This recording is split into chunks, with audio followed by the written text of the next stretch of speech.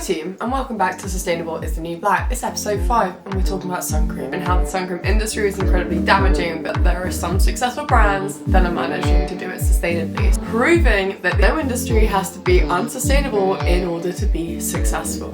Let's get into it, shall we? Let's get into the history of suncream. Back in the 1940s and 50s, suncream was thick, greasy and full of petroleum. Yeah, that's oil. They worked well though. You know, they blocked out the UV pretty well. However, they left a really thick, chalky white mask on, and it wasn't giving the look that everyone was sort of hoping for. It's giving ghosts who's trying to catch a tan. But let's fast forward to the 1980s. That's when the suncream industry first saw its major shift. The scientists saw this issue and they were like, don't worry team, we're on it. They went from chemical suncreams to using lab-based ingredients, oxybenzone and oxytonate. The thing about the ingredients was that the compounds didn't sit on the skin and give you that same chalky mask. Instead, absorbed the UVs and therefore was then invisible. No chalky finish, no awkward beach photos. Perfect, right? You've nailed it. Well done team. No petroleum, no chalk, game on.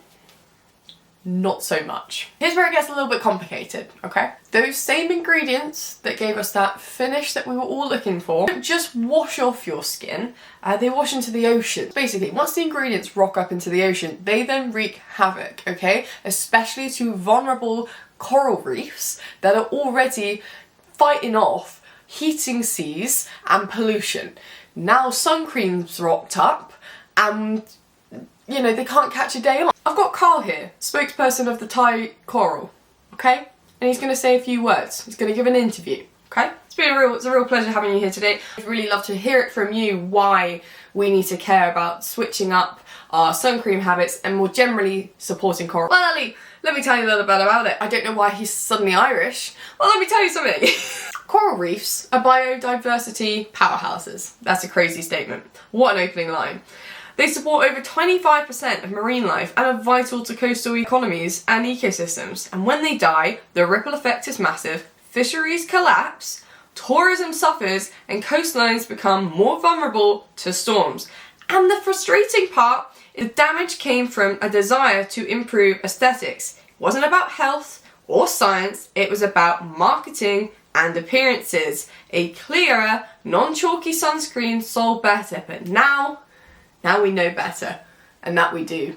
That we do, Carl. Very well said. Tell us exactly what it is the issue is with suncream and the impact it has on coral. So essentially what it is. 14,000 tons of suncream ends up in the oceans every year, and primarily in tourist regions. And it's the suncream ingredients like oxybenzone, oxytonate, oxycerylene, and avobenzone that are designed to absorb UV rays that are great for your skin, but they dissolve into the seawater and that's ultimately lethal for our marine life. Do tell me more. Essentially what happens is corals, especially young or larval corals, absorb these chemicals directly from the water, and once inside, these compounds start wreaking havoc on a microscopic level. For example, oxybenzone has been shown to damage coral DNA. Coral DNA! Mess with our hormones and then cause genetic mutations. Gosh. Worse still, there's more. These chemicals then trigger a process we've all been hearing about. What's that? Coral bleaching. Oh no. Bleaching happens when corals get stressed and expel their tiny algae that live inside their tissues. And the algae aren't just freeloaders, they're vital. How vital? They feed the coral through photosynthesis and give reefs their vibrant colours. Without them, the coral turns ghostly white. This is a bit of a full circle moment here, Carl. I can't lie. I know you guys were trying to avoid being ghostly all the time, and now we're the ones that are turning into ghosts. I'm so sorry to hear this, Carl. Is there more? Of course. They become ghostly white, but they also are weaker and they become more vulnerable to diseases. If the stress therefore continues, the coral dies. So a bleached coral doesn't necessarily mean that the coral reef has died. Is that correct? No, it's just they are much weaker. It's like they don't have their food. It's what happens with you if you haven't eaten well during the week and suddenly you're ill by the end of the week, you've got a cold. It's probably because your immune system was pretty weak. Is it just because, is it happening in vast concentrations? No, it can happen in incredibly low concentrations. We're talking just a few drops of sunscreen in a swimming pool sized volume of water. Could you please tell me the benefits that coral brings to our marine life and our general ocean health? Yeah, of course, Ellie. Essentially, Ellie, coral reefs support around 25% of all marine species. 25? That's, wow, yeah, that's a lot. Even though they only cover less than 1% of the ocean floor. What are we talking about? Coral, one of the most diverse ecosystems on the planet. They're often called the rainforest of the sea. Biodiversity supports ecological balance, predator-prey relationships, nutrient cycling, food webs, and they all depend on healthy reefs.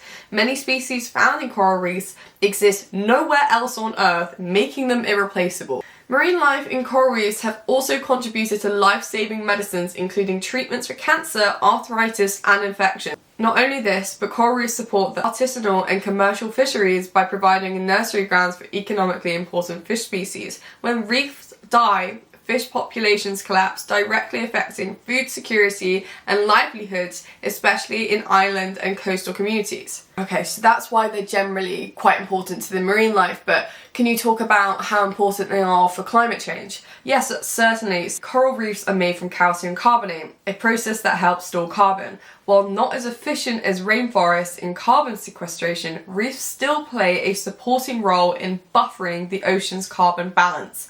Healthy oceans equal climate stability. Coral reefs support marine biodiversity that contributes to ocean health. In turn, helps regulate Earth's climate system through heat and carbon absorption. Also, natural storm barriers. Coral reefs act like underwater breakwaters, absorbing up to 97% of wave energy before it reaches the shore. This helps protect coastlines from storm surges, erosion, and flooding during extreme weather events, which are becoming more common due to climate change. Without reefs, low-lying coastal areas, home to hundreds of millions, would be far more vulnerable to hurricanes and tsunamis. Coral reef tourism generates an estimated $36 billion annually worldwide. Activities like diving, snorkeling, and glass-bottom boat tours are the major attractions. In many tropical nations, reefs support millions of jobs, not just in tourism, but fishing-related services. If reefs collapse, so do local economies. Carl, thank you so much. I think one of the things that really stood out to me here is the direct impacts that corals have on both reducing climate change and then mitigating the impacts of climate change at the same time. Coral stores carbon, and then when it breaks down, that obviously releases carbon, which therefore heats the ocean and contributes to global sea level rise and warmer seas and general climate change. But then additionally to that, you guys are like natural seawalls that governments spend millions on in order to protect coastal communities from rising sea levels and ultimately stronger storms that are more energized by overheating oceans. What's a massive blow here is the moment the coral goes, you've lost your protection from climate change and you've made it worse. So it's a real, you guys are like superheroes. You're a natural barrier that we're destroying just to look better. It's insane. Thank you so much for the interview. I really appreciate it. And I'm really going to try my best here today, Carl, to showcase some really good brands that are doing things well, and the fact that we need you guys more than ever. And just, thank you for everything you've done so far. It's been a pleasure. Lovely to meet you, Carl. But luckily, not all brands have stuck with the status quo. They've actually acted in mind of our dear friend, Carl the Coral. Let's talk about a couple UK-based brands that are challenging this narrative, okay? Okay, team, the example I'm going to be sharing with you today is Grüüm, okay? Spelled G-R-U-U-M with the dots, okay? And they use mineral-based ingredients, so you don't have to worry about these sun creams polluting our oceans, okay? And not only that, but they're affordable. They're on par with all the other mainstream brands, for example, Bondi Sands. So Grüüm, either a one-time purchase of £10 or £8.50 for subscribe and save, because you need to be wearing sun cream every single day. This isn't just about summer. We talk about sun cream in the summer, but we should be wearing sun cream every single day. If you can see your hand in front of you, there's enough UV that you need to be protecting your skin from. However, and that is on par with the same prices. Bondi Sands Classic 50 SPF ranges from $9 to $11.99, okay, depending on where you are in the store. This is lower both times. We're actually ranging from £8.50, okay, and we're not killing the environment. And guess what? If you think those ingredients are bad to the coral, probably not great for your skin either. That was never the scientist's goal originally. The scientist's goal was purely to make our skin look nicer immediately. In that immediate moment, they just wanted it to be absorbed. They didn't actually care about what it was doing to your skin. As long as it was repelling or absorbing the UV, they didn't care. It's hyperallergenic, it's travel friendly, it's no chemical nasties, it's water resistant, it's recyclable, it's vegan friendly, and it's friendly for all skin types, and it's fragrance free. 353 reviews, 4.5 stars as an average. Everyone's buzzing, and I can speak for myself now. I've been using it for over a month now. Love it. And the other thing that I really like is I've always been really skeptical about putting on sun cream because in the summer especially, I laugh a lot, okay? I'm laughing a lot, I'm cry laughing, maybe just crying, and my eyes leak, obviously, and then that usually leaks, that then mixes with the sun cream, and I sometimes then get sun cream in my eye. I'm leaking for the whole day. My eyes are leaking for the whole day. At that point, we're done. It's over. So I typically don't wear sun cream because of that.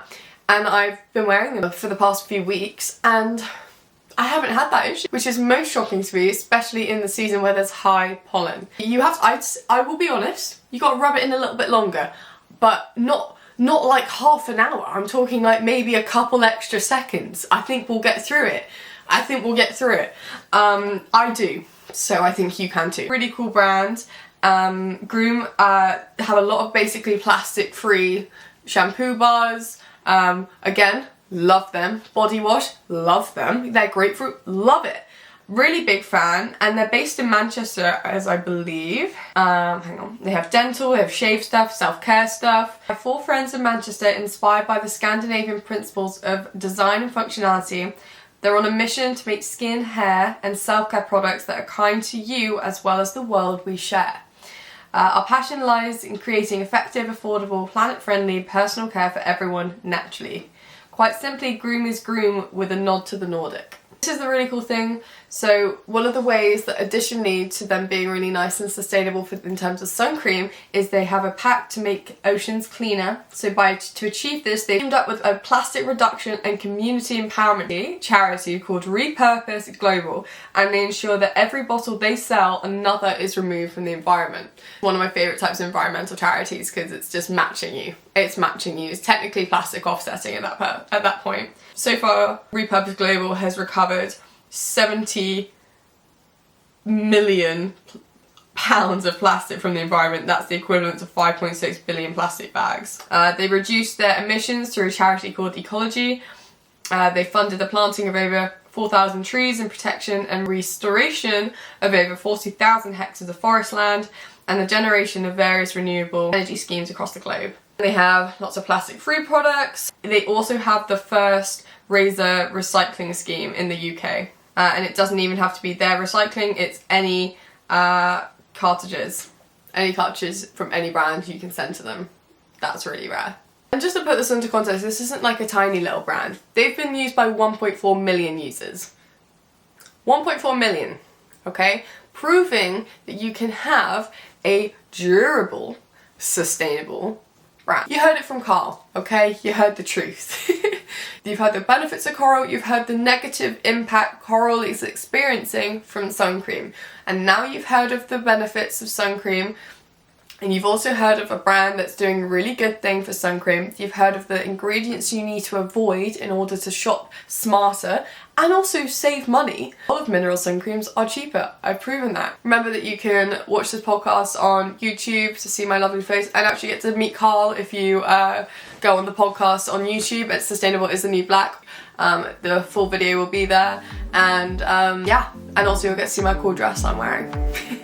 Second hand, don't worry about it. I hope this episode has been interesting. I hope you enjoyed it. Hey, I'm Ellie, and I'm out. Bye.